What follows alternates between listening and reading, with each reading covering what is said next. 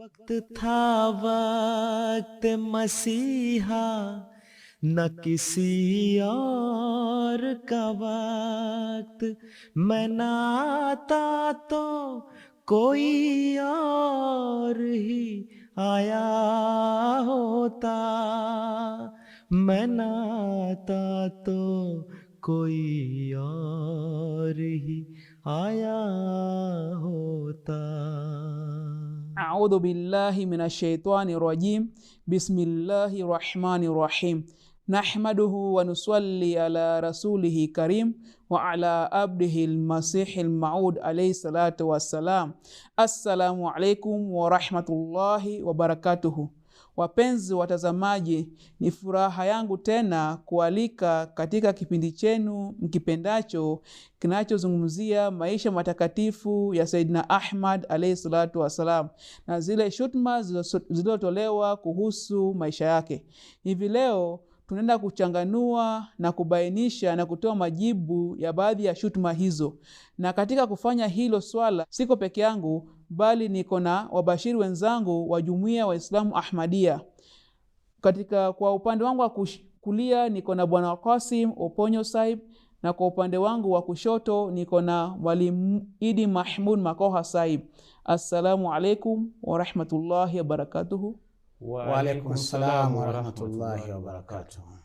Naam, asanteni sana kwa ujio wenu kwa tena katika kipindi hiki ili tuweze kuchanganua na kutoa majibu za shutuma mbalimbali ambazo zimetolewa dhidi ya Saidina Ahmad alayhi salatu wasallam kuhusu maisha yake.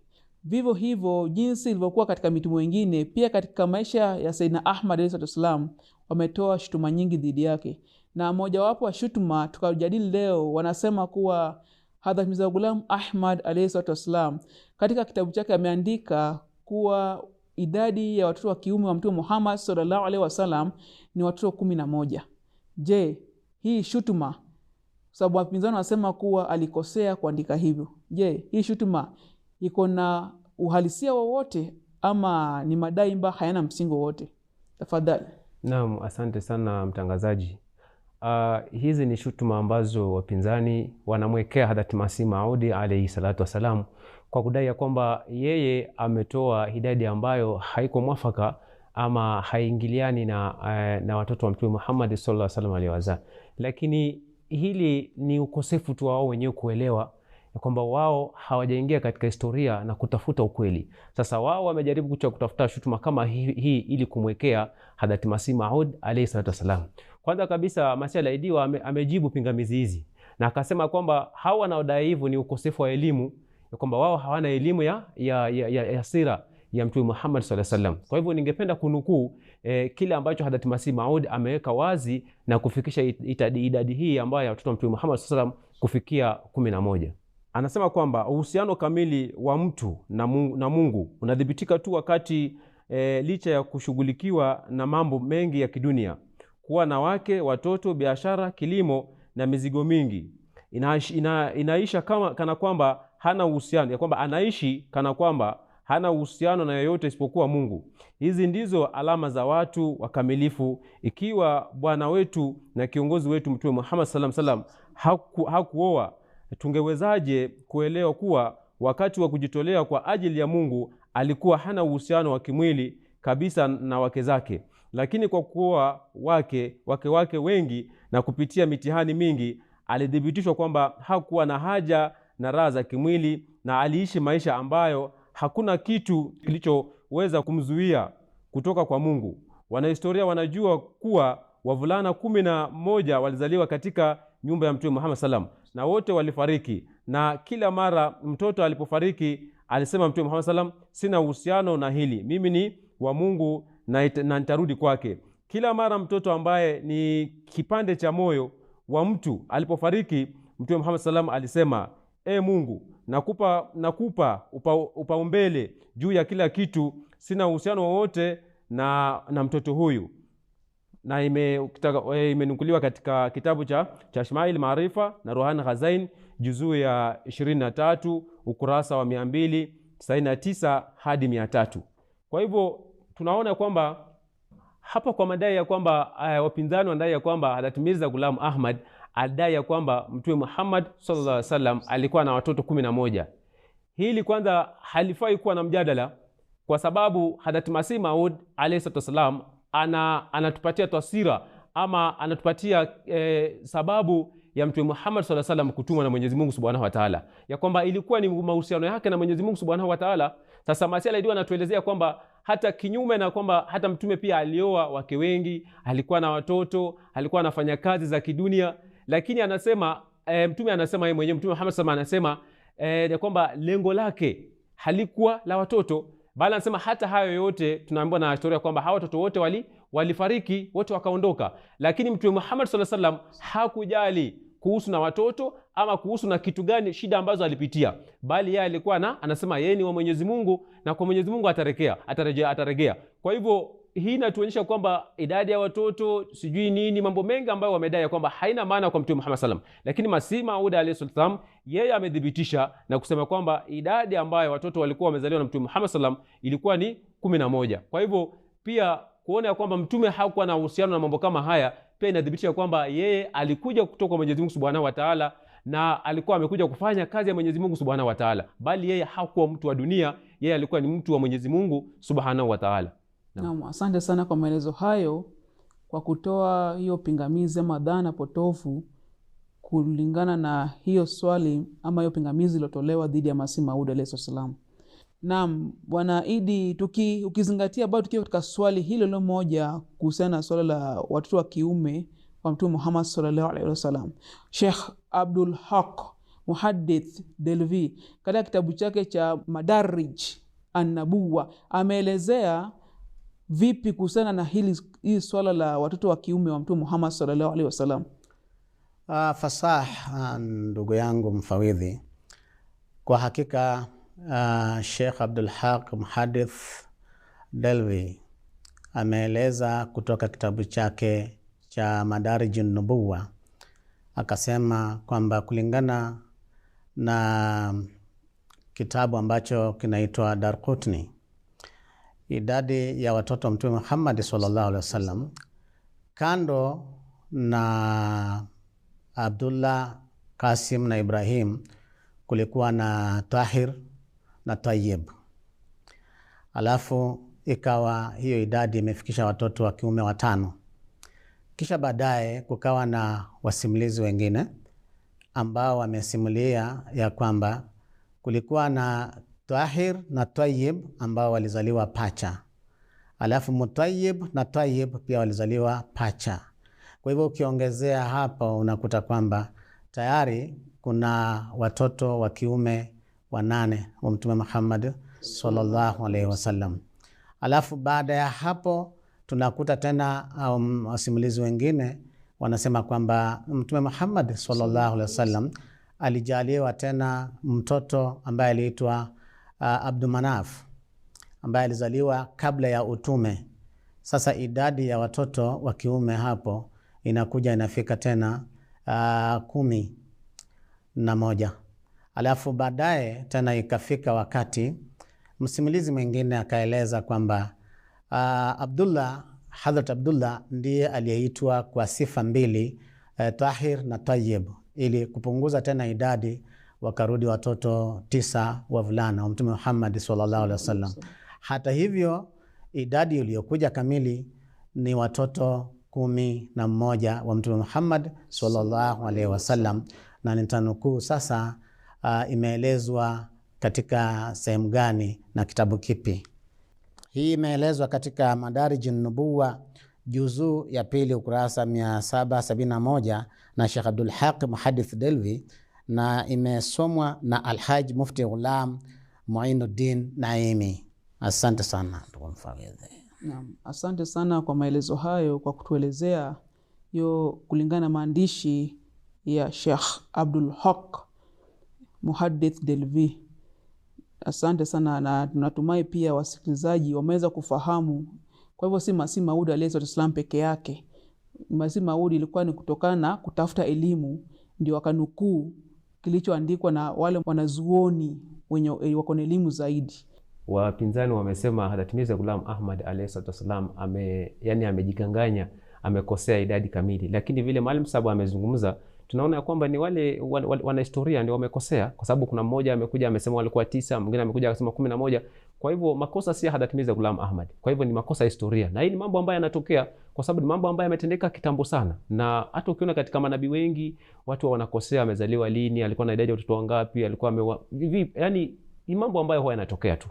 Naam, asante sana kwa ongezo hilo la kusawazisha na pia kueleza kwa undani kidogo kuhusiana na jambo hilo. Kwa hivyo si makosa ya Masihi, ni makosa ya wale walio watangulizi wake walioandika historia ya Mtume Muhammad sallallahu alaihi wasallam. Asante. Na kuna pia ipingamizi bali imejitokeza katika maisha ya Masihi. Wanasema kuwa Masihi alisema kuwa inzi anaweza akafufuka, yani akarudi katika uhai baada ya kifo, baada ya kufa. Je, na hii wanasema hii kinyume na sayansi.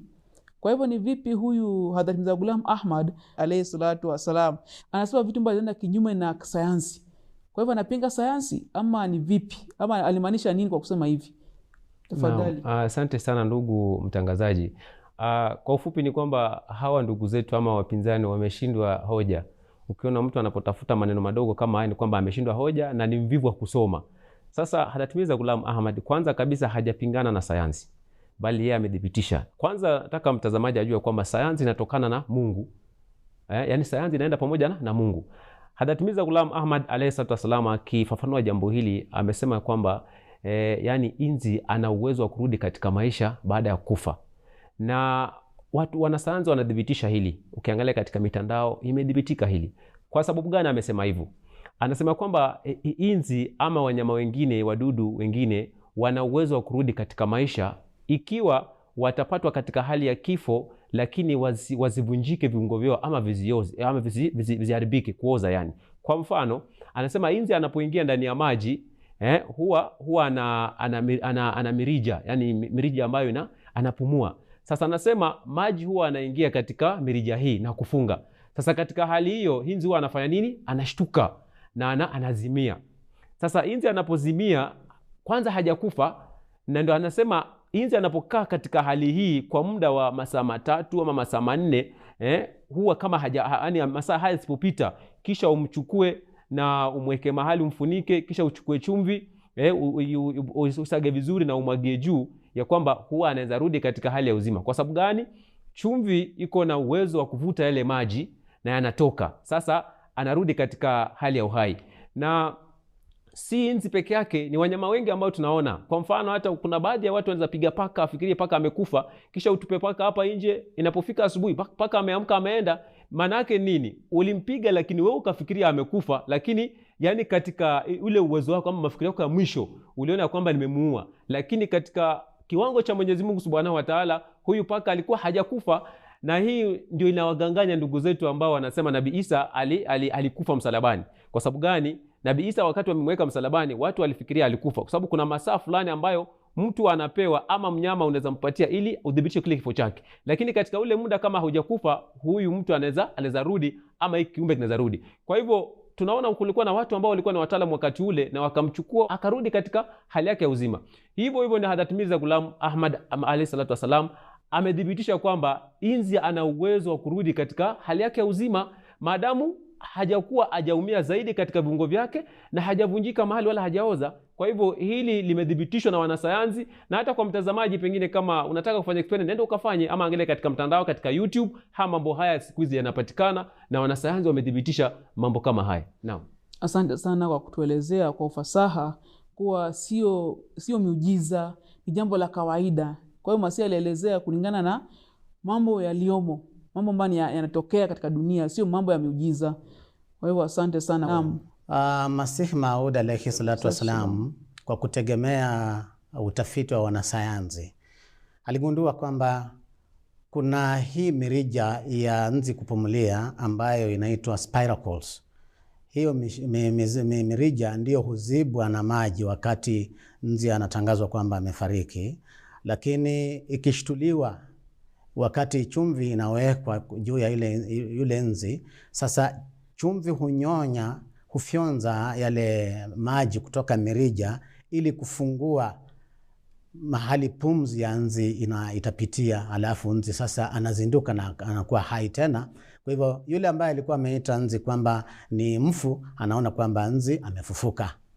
Lakini kama kwa sababu ni swala ni mchakato wa kisayansi, ni kwamba nzi huwa kiungo baina ya kupumua na moyo tayari katikati hapo huwa hakuna nafasi ya kupumua, ndio sababu nzi huwa anaonekana kwamba amekufa na kumbe ni kuzimia kwa kawaida. Naam, asante sana kwa hiyo elimu ya sayansi, na natumai watazamaji wetu wamepata kunufaika na hiyo elimu ya kisayansi.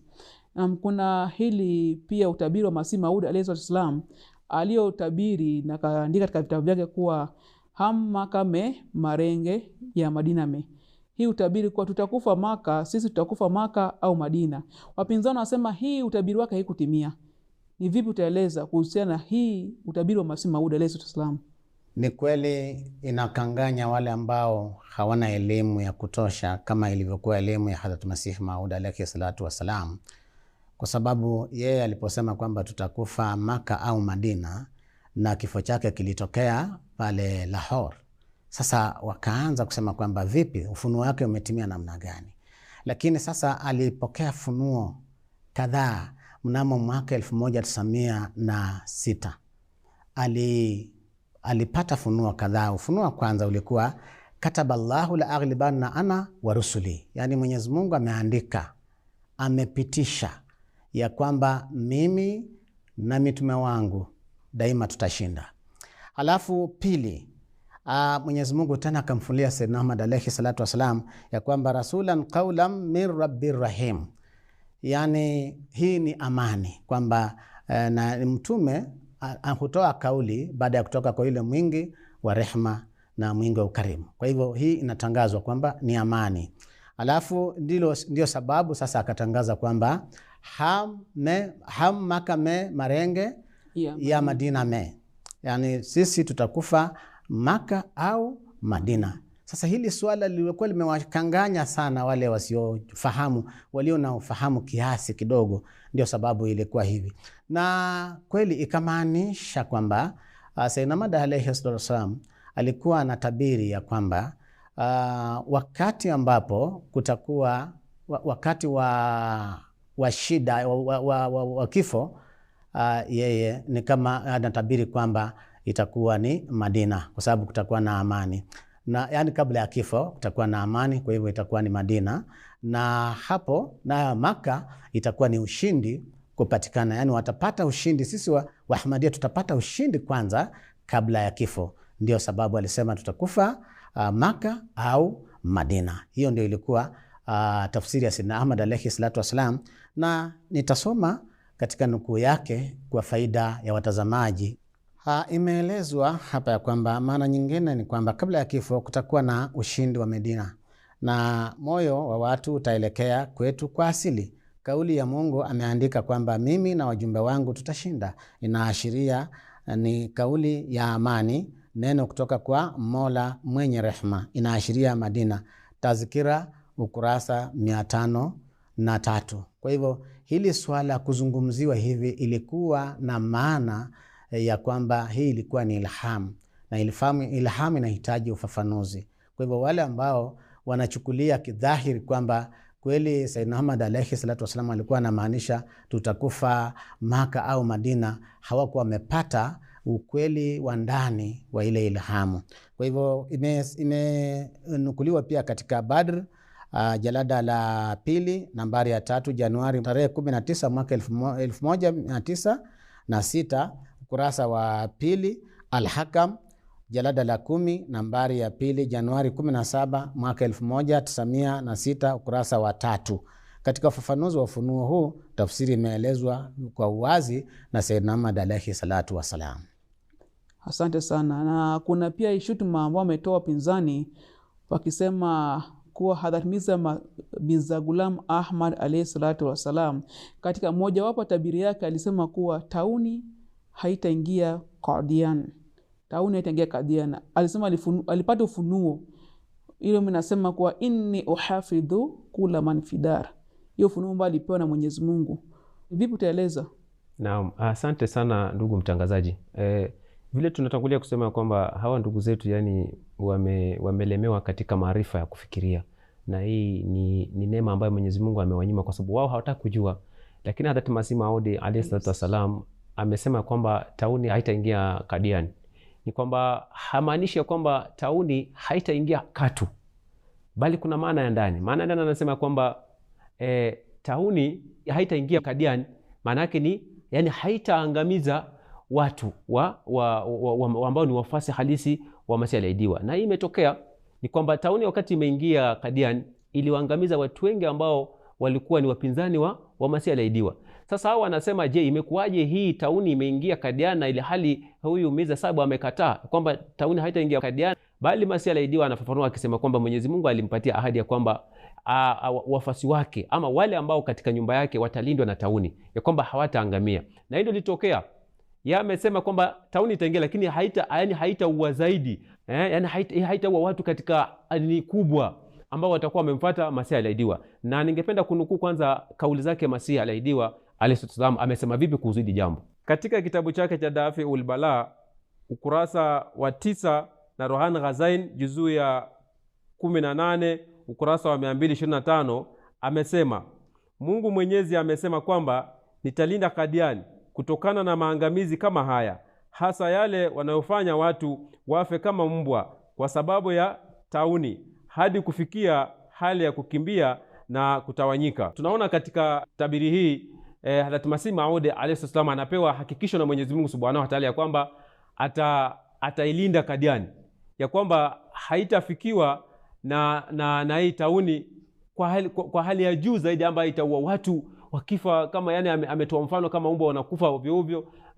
kwamba Mwenyezi Mungu atafanya nini? Atailinda Kadiani. Kwa hivyo na ndio kitu ambayo ilitokea ya kwamba wanajumuia ama wale ambao walikuwa wamemkubali Masih Maud alayhi salam walilindwa na ugonjwa huu, na ugonjwa huu haukuangamiza Kadiani kwa sana, lakini katika kauli ya kwamba Masih al-Aidiwa hakupinga kabisa ya kwamba ugonjwa huu hautaingia Kadiani katu, bali alisema utaingia lakini hautaangamiza watu katika nini hali ya juu zaidi, hapana. Kwa hivyo hii ndio ilikuwa madai yake, lakini wapinzani wameshindwa kuelewa kwa sababu wao wanatafuta sababu ndogo tu ili wamwekee kufuru na muondoe katika kwamba waseme yeye si mtume wa Mwenyezi Mungu Subhanahu wa Ta'ala.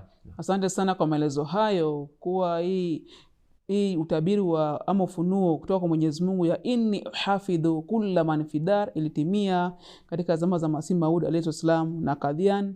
Wale wenye walikuwa na imani juu ya Masih Maud hawakuweza kuangamizwa. Na nikirudi kwako mwalimu sahib, kuna Hadhrat Mirza Ghulam Ahmad alayhi salam alidhibitisha vipi kutoka kwa Qur'an na hadith kuhusiana na utabiri wake wa tauni? Sayyidna Ahmad alayhi salatu wasalam kuhusiana na utabiri wa tauni alikuwa ameeleza awali kwamba wale Wahmadia waliomfuata kikamilifu hawataguswa na tauni, hata hawataangamia kwa hiyo tauni. Na akaeleza vizuri akasema kwamba huu ni utabiri wa Allah Subhanahu wa Ta'ala ambao umefika kwake. Kwa hivyo wale maadui ambao hawakuamini ishara zetu ndio watakaoangamia, lakini Masih Maud alayhi salatu wasalam pamoja na wafuasi wake watakuwa makini kuhusiana na utabiri huu. Sasa nataka ninukuu aya ya Qur'ani tukufu kuthibitisha haya madai ya Sayyidna Ahmad alayhi salatu wasalam. Katika Qur'ani tukufu Suratul Isra aya 59 inasema kwamba wa in min qaryatin illa nahnu muhlikuha qabla yawmil qiyama au muadhibuha adhaban shadida, yani hakuna kijiji ila tutakiharamia kabla ya siku ya kiyama au tutawapa adhabu kali. Kwa hivyo akaeleza Masihi aliyeahidiwa ya kwamba tauni hii ni yule mnyama ambaye atatoka katika ardhi, ambaye atatokea na katika nyakati za mwisho kuwakata watu na kuwatia majeraha. Ila Masihi Maud alayhi salatu wasalam na wafuasi wake watakuwa makini juu ya jambo hilo na utabiri huo, nao hawataguswa na hiyo adhabu ya Allah Subhanahu wa Ta'ala. Sasa katika hadithi imeelezwa pia ya kwamba ni hadithi moja tu ambaye nanukuu, kisha nabii wa Allah, imeelezwa hapa katika Sahihi Muslim, kisha nabii wa Allah na wafuasi wake watakuwa makini na Allah atawatumia adui wa zao tauni itakayowakula kama mtu mmoja. Sahihi Muslim juzuu ya 2 kitabu cha Fitn ukurasa 277, Sharh Nawawi juzuu ya 2 ukurasa wa 401 na 402. Naam, asante sana kwa maelezo hayo yako mafupi ya kueleweka kuhusiana na swala la tauni kwa kutoka kwa Qur'an na hadithi na maandishi ya Sayyidina Ahmad alayhi wasallam. Asante sana, na ningependa pia niwashukuru kwa ujio wenu kwa kuelimisha wapinzani na watazamaji pia wote kwa jumla, ili wapate kujua maana halisi ya hizi maandishi ya Sayyidina Ahmad ni nini, sio jinsi wanavyochukulia kidhahiri. Asanteni sana kwa ujio wenu. Naam, ni furaha yangu kuwa umekuwa nami kuanzia mwanzo hadi mwisho wa kipindi hiki, na natumai kuwa umenufaika na kufaidika na majibu yaliyotolewa kuhusu shutuma zilizotolewa dhidi ya Masih Maud alayhi salatu wasalam. Hadi siku katika kipindi kijacho, ninakuacha kwa dua moja tu. Assalamu alaikum wa rahmatullahi ta'ala barakatuhu. यारो मसीह वक्त के थी जिनकी इंतजार, यारो मसीह वक्त के थी जिनकी इंतजार, राह तकते तकते जिनकी करोड़ों ही मर गए।